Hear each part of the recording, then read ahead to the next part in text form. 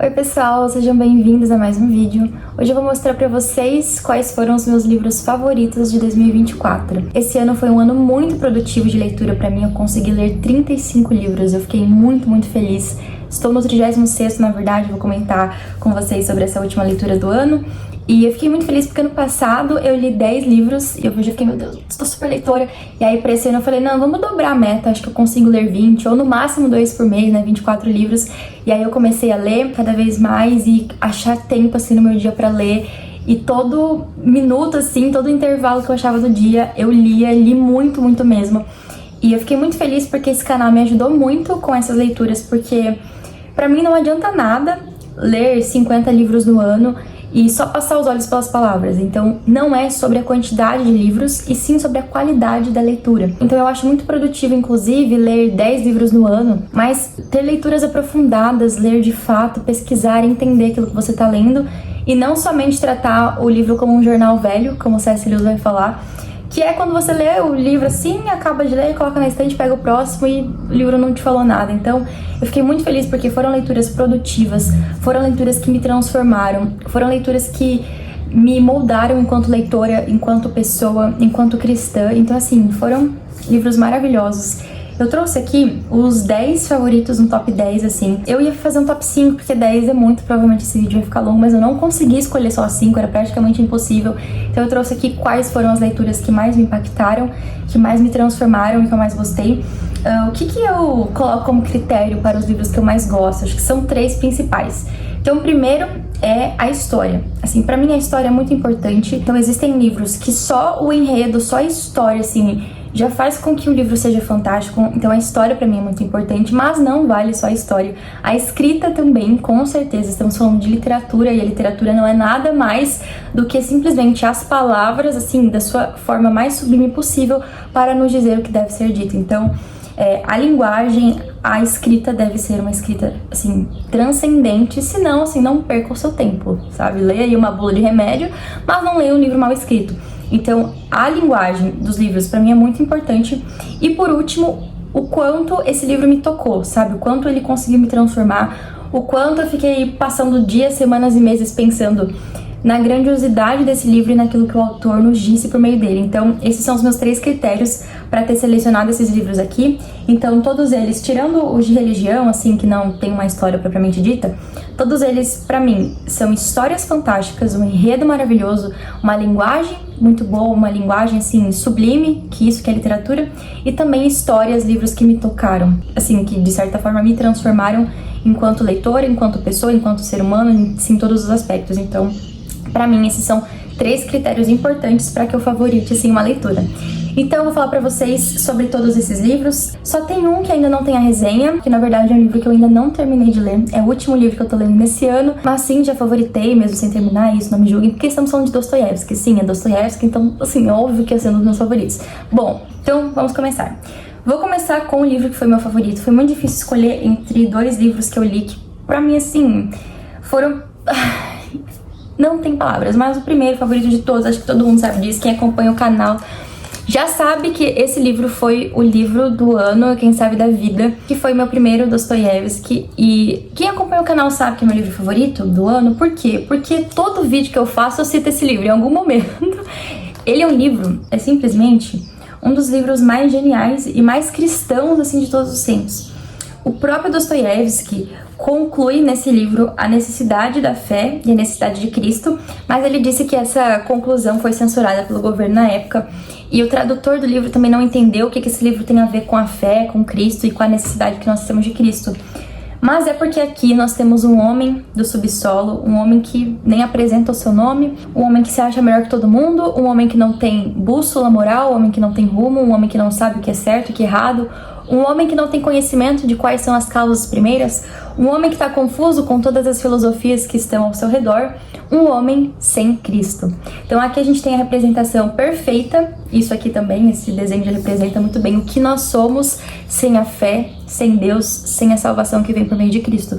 Então, ainda que não seja um livro explicitamente cristão ou religioso, Dostoiévski sim vai concluir a necessidade que nós temos de Cristo por meio desse livro, mas essa conclusão não está aqui no livro efetivamente, mas é uma conclusão que nós chegamos ao final da leitura, principalmente porque nós já somos apresentados a essa conclusão que foi censurada, e é muito fácil perceber, na verdade, que sem Cristo, que é aquele que nos dá essa bússola moral, sem ele nós somos este homem de subsolo. Esse livro aqui tem muitas e muitas camadas, é um livro bastante profundo, foi meu primeiro Dostoiévski, eu recomendo sim, porque embora as pessoas falem que é um livro difícil, que não recomenda como primeira leitura, eu acho que foi assim necessário para que eu entendesse que isso aqui é o Dostoiévski, que são essas as reflexões filosóficas e morais e cristãs religiosas que geralmente nós encontramos em seus livros. Então, assim, foi o livro do ano e com certeza um dos livros da minha vida. Esse livro tem muita relação com a abolição do homem, do C.S. Lewis, e principalmente com o cristianismo puro e simples. Essa questão da lei moral, da verdade universal,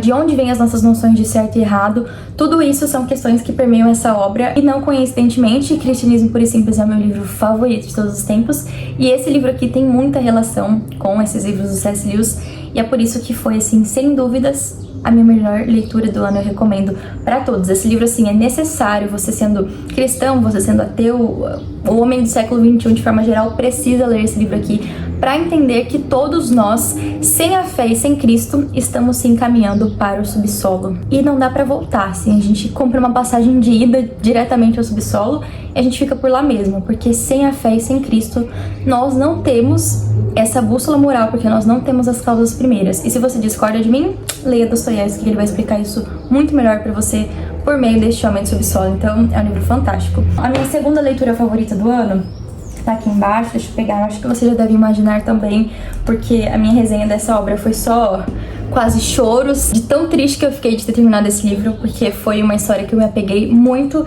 que é a Jane Eyre, da Charlotte Brontë. Esse livro tem tudo, é uma coisa linda, a escrita é fantástica, é um livro muito gostoso, a história da Jane Eyre também é uma história linda de superação, de buscar a semelhança de Cristo, né? E quando eu fiz a minha resenha eu falei exatamente sobre isso, que esse é um livro cristão, com uma personagem cristã. Charlotte Brontë também era cristã, então não é um livro nada feminista, ao contrário do que todas as resenhas e artigos científicos e estudos dizem sobre ele. Na verdade é um livro que nos mostra a importância da redenção. A Jane Eyre teve uma história linda de redenção, o Sr. Rochester também, que é o par romântico, também teve uma história de redenção fantástica. Esse livro é sobre redenção. A tia da Jane Eyre também teve essa redenção, ela também foi perdoada pela Jane Eyre. Então, assim, são muitas histórias de redenção, de perdão, de misericórdia. Existe aqui uma personagem também, que é a Ellen Burns, que é amiga da Jane Eyre, que é quem vai formar esse caráter cristão nela. Então, é um livro sobre uma mulher que é cheia de virtudes. É um livro essencialmente cristão e é fantástico. Eu acho que para formar, assim, o imaginário das meninas, das mulheres, sobre o que é a verdadeira beleza, sobre o que é a bondade, sobre o que é a superação, sobre o que é a redenção, sobre o que é a felicidade. Então, assim, é um livro muito completo para nos formar enquanto pessoas, enquanto mulheres, enquanto cristãs, e foi um dos meus livros favoritos. Como é um livro escrito em primeira pessoa, a gente tem a própria Jane Eyre contando a história dela para nós, você se apega muito a essa personagem. E isso é incrível, a Charlotte ter conseguido criar um ser humano tão vivo, tão incrível, alguém que nós queríamos muito ser melhor amiga, não é mesmo? E o mais interessante dessa obra é que a história, a princípio, ela não estava me prendendo muito. Então, assim, eu gostei da escrita, eu gostei muito do modo como essa obra me tocou, principalmente ao final da história, mas durante a leitura, em alguns momentos foi uma leitura meio arrastada, já tava, tá bom, né? É muito assim, a história de Harry Potter, a menina, os pais morreram, órfã, claro, ela mora com a tia odeia ela, vai pro internato e tal, e aí depois ela vai trabalhar na casa de um homem muito rico, ela se apaixona por ele por ela, ai meu Deus, aquela coisa assim, bem, uma história, parece uma história clichê, assim, que todo mundo conhece, já sabe o que vai acontecer, mas na verdade, para onde a história caminha e o modo como as escolhas que a Jane tem ao final, como que essas escolhas são apresentadas, todas essas histórias de perdão, de redenção, de misericórdia, todo esse elemento cristão que permeia a obra, torna o livro não só mais um clichê, assim, de uma história de uma órfã coitada. É uma história literalmente de redenção, de superação e de busca por um caráter mais semelhante ao de Cristo. Então, assim, esses elementos cristãos da obra tornam esse livro mais incrível do que ele seria. porque a história não é assim a melhor história de todas, a história mais incrível ou diferente ou fantástica de todas. É uma história até bem conhecida, assim como eu falei, Harry Potter, basicamente, é claro que tem os elementos fantásticos muito diferentes, mas assim, essa essência da história, uma história que é basicamente um padrão para outras histórias, é uma história bem já conhecida, uma história que tá no imaginário de todo mundo, ainda assim, ainda com essa história, que às vezes, pra mim, pelo menos, foi uma leitura meio, às vezes, um pouco arrastada, eu já tava um pouco cansada, já queria saber, assim, o que ia acontecer mesmo, sabe? Qual vai ser a resolução dessa história. Ainda assim, por conta da linguagem e por conta desses elementos cristãos e o modo como nós somos, de fato, tocados e transformados com a história dessa mulher, tudo isso fez com que Jane Eyre fosse um dos meus livros favoritos. Eu recomendo muito, por favor, leiam esse livro, que é simplesmente fantástico. C.S. Lewis é um dos meus escritores favoritos, acho que vocês já sabem disso também, então 4 livros dele aqui foram os meus favoritos.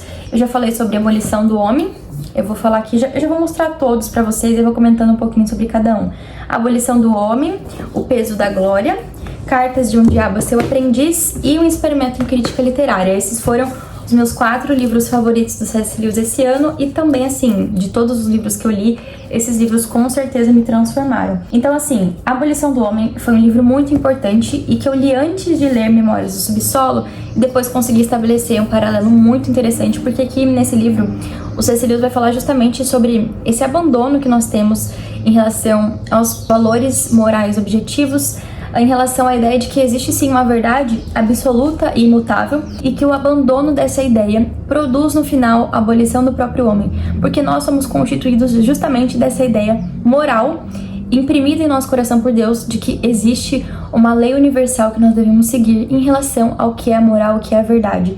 Então esse livro é assim, o livro para compreender o homem moderno, juntamente com Memórias do Subsolo, porque é basicamente como se nesse livro a gente tivesse a teoria, e em Memórias do Subsolo a gente tem a prática. Aquilo ali é a abolição do homem. É um homem abolindo a si mesmo com a sua prática de niilismo, assim, de nada faz sentido porque eu não tenho Deus, porque eu não tenho um guia moral. Então esse livro aqui é maravilhoso, é um livro difícil, eu preciso fazer uma releitura dele. Muita coisa, obviamente, eu entendi e foi muito importante, mas muita coisa também ficou assim pra trás, sabe? Então precisa assim de uma releitura, e talvez não seja o melhor livro para começar a ler C.S. Lewis, porque é um livro difícil, é um livro denso, embora seja bem curto, assim, algumas ideias são mais difíceis de captar. De qualquer forma, é um livro fantástico. Os 2 livros que eu recomendo para quem quer começar a ler C.S. Lewis, Cartas de um Diabo a Seu Aprendiz. Esse livro aqui é fantástico, é um livro de ficção epistolar, basicamente. Então a gente tem um diabo escrevendo cartas para o seu aprendiz de diabo. E é uma forma fantástica, assim, porque C.S. Lewis falou, olha, parece absurdo, né, que o diabo nos tente a todo momento, mas é isso que ele faz, ele nos tenta, e ele também tenta fazer com que a gente acredite que Deus é o vilão da história. Então, esse livro vai fazer com que você entenda plenamente, assim, essa confusão, essa batalha, essa guerra em que você está imerso, porque é a luta pela sua alma. E aí você vai ver tantas coisas que são escritas aqui que parecem assim um absurdo, você pensa, meu Deus do céu, coisa terrível, só que aí você cai nisso todos os dias, em todas essas mentiras. Então é um livro fantástico, são cartas, então os capítulos são curtos, cada capítulo fala sobre um assunto diferente, então não é um livro difícil, que geralmente é uma das coisas mais difíceis em C.S. Lewis é quando ele pega uma ideia assim, ele vai por longos e longos capítulos falando sobre aquilo. Então é uma ideia profunda, tem uma complexidade. Em livros em que são divididos em capítulos e que em cada capítulo tem um tema, são livros mais fáceis. Então esses livros de cartas, por exemplo, esse é fantástico, tem Cartas a Malcolm também, mas esse aqui é um dos meus favoritos, assim, do C.S. Lewis, e um dos favoritos que eu li esse ano, e também eu acho que é o melhor livro para começar a ler C.S. Lewis, simplesmente brilhante, fantástico e genial. Temos O Peso da Glória, inclusive eu vou gravar a segunda parte desse livro, porque foi um livro muito, muito importante para mim. Os capítulos desse livro são sobre assuntos extremamente relevantes para a caminhada cristã. O primeiro capítulo, que é O Peso da Glória, que é o título do livro, foi um capítulo assim que me tocou, que me emocionou muito e que de fato me fez pensar sobre onde nós colocamos a nossa glória, sabe? Em bens materiais, em pessoas, em aprovação social, em conquistas.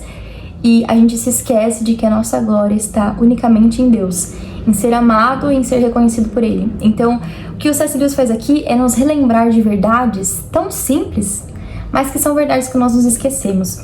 E esse livro tem 9 capítulos, e como cada capítulo fala sobre um assunto diferente, e assuntos muito importantes, ele fala sobre esse peso da glória, ele fala sobre o nosso ato falho, que é quando a gente coloca sempre as coisas materiais e terrenas acima de Deus.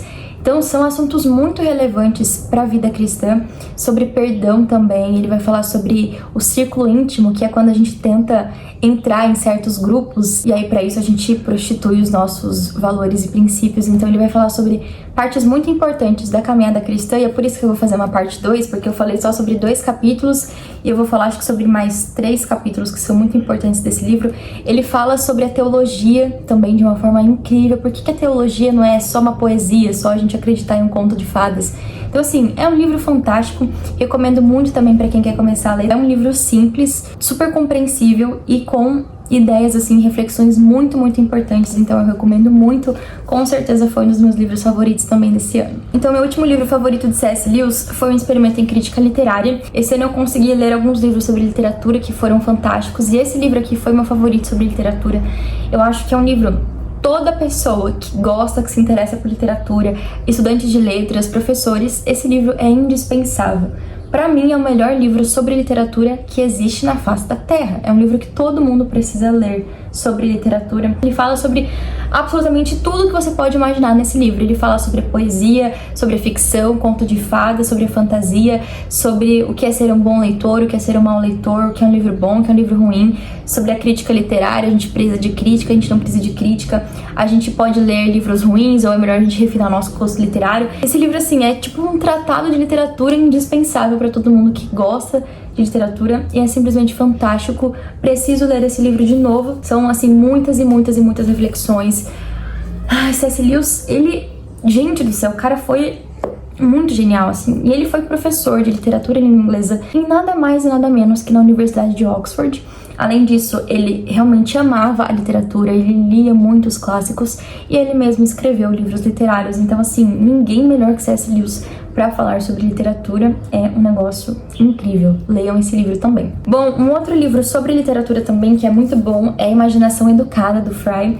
É um livro muito curtinho, mas com certeza foi um dos meus favoritos também. Aqui ele fala muito, muito sobre a literatura, a importância que a literatura tem para formar a nossa imaginação, que é ter uma imaginação educada, como que a educação, a verdadeira educação, que inclusive é algo que a gente conversou no vídeo sobre o livro Emburrecimento Programado, essa verdadeira educação só acontece por meio da leitura dos livros clássicos. Isso é ser uma pessoa bem educada, inteligente. Então ele fala muito sobre a importância da literatura nessa formação da imaginação, como que a literatura tem essa importância para formar a nossa imaginação de fato, e que isso é muito importante, assim, esse mundo da imaginação, esse mundo que está além da matéria, assim, um mundo que realmente forma a nossa alma, quem nós somos. É muito importante a literatura para esse processo. Então esse livro aqui também foi fantástico, é um livro bem curtinho. E então, vocês já estão aí com bons livros sobre literatura para ler no próximo ano. Esse livro é muito, muito bom. Inclusive eu comprei outros livros do Fry porque eu simplesmente amei. A escrita dele é maravilhosa, as ideias dele são brilhantes. Eu comprei O Caminho Crítico e também O Grande Código, que é assim o principal dele, e eu quero muito ler mais sobre isso ano que vem, sobre a relação entre a Bíblia e a literatura. Ele tem outros livros também sobre isso, que fala sobre a Bíblia e os mitos clássicos, enfim, toda essa relação com a Bíblia, mitos e literatura. Então é um escritor fantástico. Infelizmente, um escritor que nós não conhecemos, coincidentemente ou não, no curso de letras. Então é muito importante, assim, é um excelente escritor, um excelente teórico e crítico literário. Leiam Fry, que é maravilhoso. Bom, agora a gente vai partir para as 2 distopias lidas nesse ano, que foram O Admirável Mundo Novo e o 1984. Eu sou apaixonada por distopias, é um dos meus gêneros favoritos. E esses livros são 2 distopias bem conhecidas, assim, bem clássicas. Admirável Mundo Novo foi uma grata surpresa, assim, porque eu não imaginava gostar tanto desse livro. E eu acho que a temática dele é uma das mais importantes, sobre qual é o nosso valor principal. É a felicidade ou é a liberdade? Mais importa nós sermos livres ou sermos felizes? Será que se a gente tiver de abdicar da liberdade para sermos felizes, nós seremos felizes de fato? E será que a vida não é construída inevitavelmente de frustração, de tristeza, de dor, de angústia, de sofrimento? Mas isso é ser livre? e isso é mais importante? Então o livro enseja essas questões muito importantes, especialmente para os tempos sombrios em que estamos vivendo, no qual a liberdade é sempre colocada em xeque. Então a liberdade é um bem supremo constantemente atacado. Você não pode ser livre para pensar, para agir e para ter as suas opiniões. Então esse livro coloca tudo isso em xeque, assim, até que ponto de fato a felicidade é o nosso bem mais importante. E aí um dos trechos que tem aqui é um dos meus trechos favoritos de toda a literatura, assim, de todos os livros que eu já li, quando um personagem fala que ele não quer a perfeição. Eu vou até ler pra vocês entenderem, que caso vocês não tenham visto a minha resenha sobre esse livro, que vocês tenham vontade de ler a partir desse trecho aqui. Ele fala o seguinte: eu não quero conforto, eu quero Deus. Quero a poesia, quero o perigo autêntico, quero a liberdade, quero a bondade, quero o pecado. E aí o cara responde que ele reclama o direito de ser infeliz. Ele fala: pois bem, então que seja, eu reclamo o direito de ser infeliz. E aí ele fala sobre todos os males que existe quando nós temos a liberdade, porque o homem com liberdade, ele faz coisas ruins, e ele tem inevitavelmente coisas ruins, mas isso é que é ser um ser humano no fim das contas. Então ele fala: olha, é o direito de ficar velho, feio, impotente, é o direito de ter câncer, é o direito de não ter o que comer, é o direito de ter piolho, é o direito, assim, de ter tudo que existe de ruim. Aí ele fala assim: eu reclamo todos esses direitos. Por quê? Porque é muito mais importante nós sermos livres e sermos seres humanos de fato, do que nós não sermos infelizes, mas sermos robôs, sermos máquinas e não termos liberdade, que é exatamente o que acontece nesse mundo distópico. Então é um livro fantástico. E juntamente com essa distopia, temos também 1984, do George Orwell, que é um livro muito, muito conhecido também. E aqui ele vai criar um mundo, assim, completamente distópico, em que não há liberdade para nada, em que as pessoas são vigiadas, são observadas, e existe aquele culto ao grande líder. E esse aqui é um livro muito completo, porque o George Orwell consegue discutir sobre muita coisa. Sobre a importância da linguagem, sobre a importância do pensamento, sobre como que os governos totalitários, porque ele está escrevendo isso aqui em um contexto de totalitarismo do século XX, como que esses governos, esses regimes sempre buscam mudar a linguagem, mudar o pensamento e tornar as pessoas menos humanas possível. E vocês sabem que o George Orwell, ele foi um socialista, mas ele fez duras críticas ao comunismo, especialmente da Rússia. Então, tanto a Revolução dos Bichos, que é também um livro que eu sempre cito aqui no canal, quanto esse livro são, de certa forma, críticas principalmente ao socialismo soviético, mas principalmente 1984 é uma crítica a qualquer regime totalitário que venha buscar suprimir a sua individualidade e fazer com que você não seja um ser humano de fato. Então esse livro consegue abarcar muitas reflexões, é um livro fantástico também, é um livro assustador, especialmente porque tudo que ele fala aqui não são coisas impossíveis de acontecer e não era também uma profecia, é na verdade uma pessoa tão atenta à sua realidade que ela fala: olha, isso aqui acontece, é claro que não nessas proporções exatamente, por isso que ele está aumentando a realidade, para que você entenda que todos esses regimes, o socialismo, o nazismo, o fascismo, são todas manifestações diferentes de um mesmo princípio, que é o princípio de que o ser humano, assim como em Admirável Mundo Novo, ele não pode ter liberdade porque ele precisa seguir aquilo que já está estabelecido para ter ordem social. Então, sempre essa ideia de que o mundo precisa ser igual, democrático, justo, ordenado. Tanto Admirável Mundo Novo quanto 1984 colocam isso assim muito às claras. Para que esse mundo perfeito, esse paraíso utópico idílico aconteça, é preciso suprimir a liberdade, a individualidade. E aí, na verdade, aquilo que era para ser uma utopia acaba se transformando no inferno. Então é justamente isso que essas distopias propõem e nos ajudam a perceber de uma forma, assim, assustadora. Mas é muito, muito importante, é por isso que eu gosto tanto desse gênero. E ano que vem pretendo ler todas as outras distopias existentes, porque é um gênero fantástico, que nos ajuda a entender muito sobre a nossa realidade. Bom, o último livro dessa lista é um livro que eu não terminei, que é Os Irmãos Karamazov, do Dostoiévski. Eu tô lendo esse livro desde setembro. Na verdade, assim, eu comecei a ler em setembro, e aí eu fiz longas pausas, li outros livros, e aí eu voltei pra ele agora que eu tô de férias, agora que eu tenho tempo, não tô indo na faculdade, não tô trabalhando, não tô fazendo nada, tô lendo esse livro o dia inteiro. Então, eu decidi colocar aqui, embora eu esteja na metade do livro ainda, falta muito, e eu tava com essa meta, eu vou terminar esse livro até o fim do ano, mas faltam 10 dias pro ano acabar e eu não vou terminar esse livro em 10 dias. E assim, é muito ruim falar sobre um livro que você ainda não terminou de ler, porque pode ser que você se decepcione no final. E pode ser que eu fale: gente, esse foi o pior livro que eu li no ano de 2024. Porém, entretanto, contudo, todavia, até agora do que eu li, esse livro, ele tem tudo para se tornar um dos melhores livros, não só do ano, mas assim, da vida. E, na verdade, é um dos livros mais importantes e grandiosos da literatura universal. E aqui o Dostoiévski consegue colocar, assim, de uma forma muito mais profunda, algo que, de maneira geral, já permeia as suas obras, como o próprio Memórias do Subsolo. Essa discussão de que se Deus não existe, então a gente pode fazer tudo é permitido. Se Deus não existe, há de fato algo moral que nos guie. E se há essa moralidade, de onde ela vem? Ela vem de Deus?